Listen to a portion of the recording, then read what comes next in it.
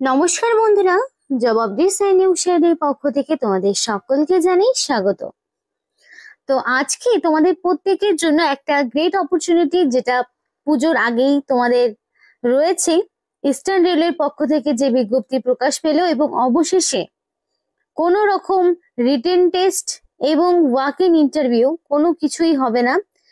শুধুমাত্র তোমাদের document verification করে যোগ্য প্রার্থীকে বাছাই করে নেওয়া হবে এই যে আজকে বিজ্ঞপ্তি নিয়ে কথা বলছি সেখানে। এবং এর জন্য তোমার বেসিক কোয়ালিফিকেশন লাগবে মাধ্যমিক পাস। তুমি যদি যে কোনো রেকগনাইজ বোর্ডের আন্ডারে মিনিমাম মাধ্যমিক পাস করে থাকো তাহলেই তুমি আবেদন করতে পারবে। এবং তার পাশাপাশি তোমার বয়স হতে হবে মিনিমাম 18 বছর, মানে 18 বছর, তার পাশাপাশি তোমার মাধ্যমিক পাস। তো এই কোয়ালিফিকেশনটা যদি তোমার থেকে থাকে তাহলে তুমি ছেলে হও কিংবা মেয়ে প্রত্যেকেই তোমরা আবেদন করতে পারবে। এবং আবেদনের জন্য কোনো রকমের ফিস দিতে হচ্ছে না, অর্থাৎ কোনো রকম অ্যাপ্লিকেশন ফিস ছাড়াই তোমরা সরাসরি অ্যাপ্লিকেশন করতে পারছো। এবং এখানে তুমি নিজ এলাকায় কাজ করার একটা বিরাট সুযোগ দেওয়া হচ্ছে, বেতনও ভালো মানের রয়েছে। আর এই ভিডিওর মাধ্যমে তোমাদের অ্যাপ্লিকেশন কিভাবে করতে হবে সেই বিষয়ে A to Z সমস্তটা শেয়ার করব ভিডিওর মাধ্যমে।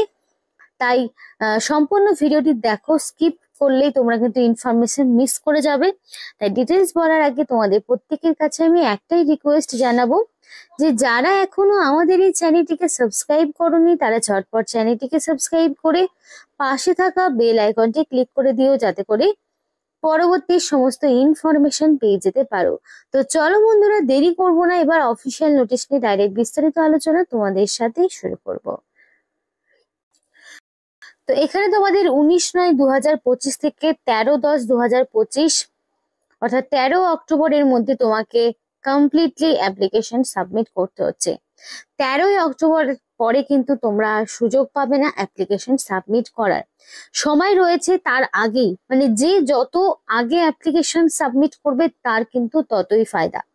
তাই যত তাড়াতাড়ি হয় অ্যাপ্লিকেশন সাবমিট করো।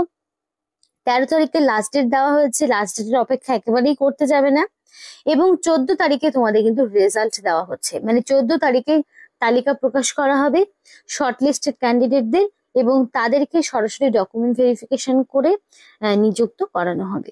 আশা করি এইটুকুটা ক্লিয়ার হয়ে গেছে। এবার এখানকার বেসিক কোয়ালিফিকেশন কি সেটা বলবো। তো এখানে বেসিক কোয়ালিফিকেশন এবং ক্রাইটেরিয়া বলার আগে তোমাদের প্রত্যেকের কাছে আমি এটাই বলতে চাই যে তোমরা অবশ্যই, যদি তোমাদের নিজস্ব মানে যে স্টেশন গুলো রয়েছে, তোমাদের এলাকায় যে স্টেশন গুলো রয়েছে রেলওয়ে স্টেশন, সেইটার নাম আমাদেরকে কমেন্ট করে জানো। তাহলে তোমাদের এলাকায় যে সমস্ত স্টেশন গুলো রয়েছে সেখানে যদি এই ধরনের ভ্যাকেন্সি গুলো আদৌ রয়েছে কিনা বা কোন পোস্টে নিয়োগ হচ্ছে সেগুলো তোমাদেরকে বলতে পারবো। কারণ অনেকেই কমেন্ট করে, তো তারা কিন্তু নিজস্ব স্টেশনে অনেকেই এমন রয়েছে যারা জব করছো অলরেডি, এবং যারা এখনো ধরো নিজস্ব এলাকার স্টেশনে কোনো রকম খোঁজ খবর পাচ্ছ না বা পাওনি, ঝটপট কমেন্ট করে জানাও আমাদেরকে। তো দেখো, এখানে তোমাকে অ্যাপ্লিকেশন করতে গেলে 18 বছরের কম হলে হবে না, মিনিমাম 18 বছর তোমার বয়স হতে হবে। অবশ্যই অ্যাপ্লিকেশন করার ডেট মানে ধরো 1/1/2025 এই অনুযায়ী তোমাদের কিন্তু 18 বছর মিনিমাম হতে হবে, এবং 18 থেকে 40 হচ্ছে ম্যাক্সিমাম এজ লিমিট এটার ক্ষেত্রে রাখা হয়েছে। এবং এর ক্ষেত্রে তোমার যে কোয়ালিফিকেশন সেটা হচ্ছে অবশ্যই মাধ্যমিক পাস হতে হবে। এবং এজ প্রুফ হিসেবে বার্থ সার্টিফিকেট কিংবা মাধ্যমিক বা যে কোনো আইডেন্টিটি প্রুফ তুমি দেখাতে পারো। এজ প্রুফ তো অবশ্যই দেখাতে হবে। এবং ক্যান্ডিডেটকে অবশ্যই মিনিমাম মাধ্যমিক পাস থাকতে হবে, মানে 10 স্ট্যান্ডার্ড পাস তোমার থাকতে হবে। মিনিমাম মাধ্যমিক পাস যদি তুমি না করে থাকো তাহলে কিন্তু আবেদন করতে পারবে না। এবার যদি কারোর থাকে হাইয়েস্ট কোয়ালিফিকেশন, মানে উচ্চ মাধ্যমিক, গ্রাজুয়েশন কিছু যদি থেকে থাকে, তাহলেও কোনো সমস্যা নেই, তারাও এখানে আবেদন করতে পারবে। মানে যে কোনো কোয়ালিফিকেশনেই তোমাদের কিন্তু এখানে অ্যাপ্লিকেশন করার সুযোগ রয়েছে। এবং তোমাদের অবশ্যই মেডিকেল সার্টিফিকেট কিন্তু প্রোভাইড করতে হবে, যে তুমি সব রকম কমিউনিকেবল ডিজিজ থেকে একদম ফ্রি রয়েছো, ফিট রয়েছো, সেই রকম কিন্তু সার্টিফিকেট তোমাদেরকে প্রোভাইড করতে হবে। এবং যখন তোমাকে ডাকা হবে তোমাদের স্টেশনে বিভিন্ন রকম ডকুমেন্ট ভেরিফিকেশনের জন্য, তখন কিন্তু অরিজিনাল ডকুমেন্টস গুলো তোমাদেরকে নিয়ে যেতে হবে।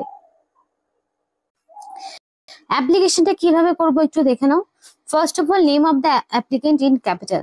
তো ক্যাপিটালে তোমার নাম দিতে হবে এবং অবশ্যই মাধ্যমিক বা তার সমতুল্য পরীক্ষার সার্টিফিকেটে যে তোমার নাম রয়েছে সেই নামটাই দেওয়ার চেষ্টা করবে।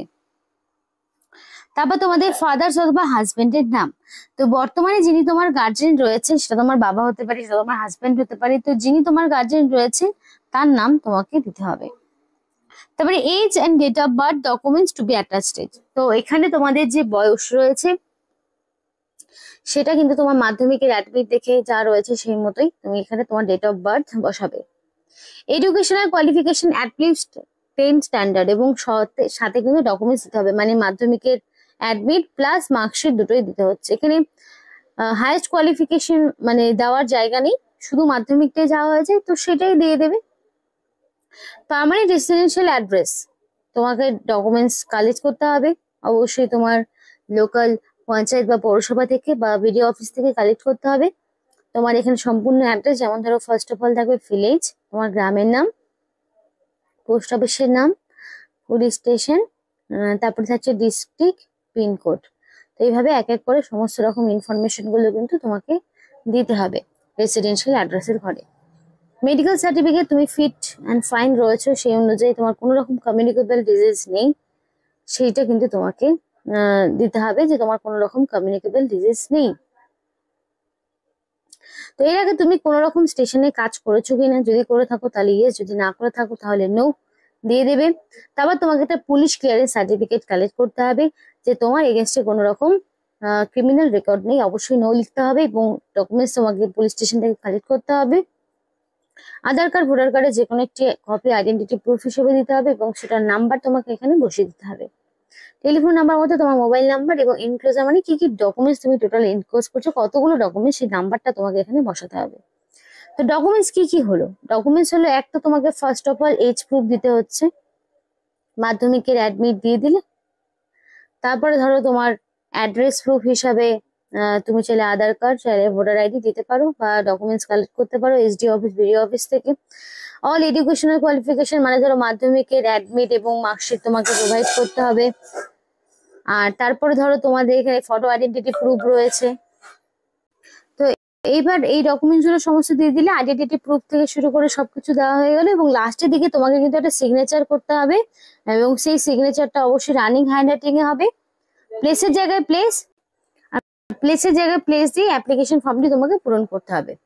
এবং এখানে ডিক্লারেশন রয়েছে, আই দিয়ে তোমার নাম থাকবে, সন এন্ড ডটার অফ, তোমার মানে আই দিয়ে তোমার নাম থাকবে, তারপর তোমার বাবার নাম বা ধরো সন অথবা ডটার অফ বা ওয়াইফ অফ গার্জেনের নাম থাকবে এবং তোমার এখানে আবার একটা সিগনেচার থাকবে। তারপরে ডকুমেন্টসটা তোমাকে ফিল আপ করে জমা করতে হবে। তো কোথায় জমা করবে সেটাও দেখিয়ে দিচ্ছি যে কোন অ্যাড্রেসে তোমাকে জমা করতে হবে। তো এই যে দেখো এখানে অ্যাপ্লিকেশন জমা দেওয়ার ঠিকানা রয়েছে, এই ঠিকানায় তোমাকে অ্যাপ্লিকেশন জমা করতে হবে এবং তোমাদের এখানে 14 তারিখ কিন্তু লাস্ট ডেট থাকছে, তো এই ঠিকানায় তোমাকে অ্যাপ্লিকেশন সাবমিট করতে হবে। এটা হচ্ছে লাস্ট ডেট অ্যাপ্লিকেশন জমা দেওয়ার। তো এখানে দেখো তোমাদের কিন্তু দেওয়া রয়েছে যে কে কত পার্সেন্ট পাবে, এই যে যত টিকিট সেল করবে সে কিন্তু তত পার্সেন্ট একটা কমিশন পাবে। তো টিকিট সেলিং এর উপরে কিন্তু তোমাদের যে স্যালারিটা সেটা কিন্তু ডিপেন্ড করবে। তো বেসিক্যালি তোমাদের এখানে নিয়োগটি কিন্তু করা হচ্ছে শিয়ালদা ডিভিশনের পক্ষ থেকে ইস্টার্ন রেলওয়ের আন্ডারে। তো নোটিফিকেশন কিন্তু 15 তারিখে বেরিয়েছে, মানে একদম রিসেন্ট একটি নোটিফিকেশন। তো এখানে নদিয়া ডিস্ট্রিক্টের পক্ষ থেকে নিয়োগটি করা হচ্ছে। নদিয়া ডিস্ট্রিক্ট রয়েছে যে সেই নদিয়া ডিস্ট্রিক্টের পক্ষ থেকে করা হচ্ছে। আমি মোস্ট অফ টাইমে নদিয়া ডিস্ট্রিক্ট থেকে প্রচুর মেসেজ পেয়ে থাকি, তো সেই ক্ষেত্রে বলছি নদিয়া ডিস্ট্রিক্টের যারা রয়েছে তারা কিন্তু একটা সুযোগ পাচ্ছ এখানে অ্যাপ্লিকেশন করার, যেখানে 19 তারিখ থেকে 13 তারিখ পর্যন্ত কিন্তু অ্যাপ্লিকেশন চলবে এবং এই যে ঠিকানা রয়েছে এই ঠিকানায় তোমাকে অ্যাপ্লিকেশন সাবমিট করতে হবে। তো এখানে 14 তারিখের পরে কিন্তু আর কোনো রকম সুযোগ তোমরা পাবে না। 14 তারিখটা অবশ্যই লিস্ট প্রকাশ পাবে।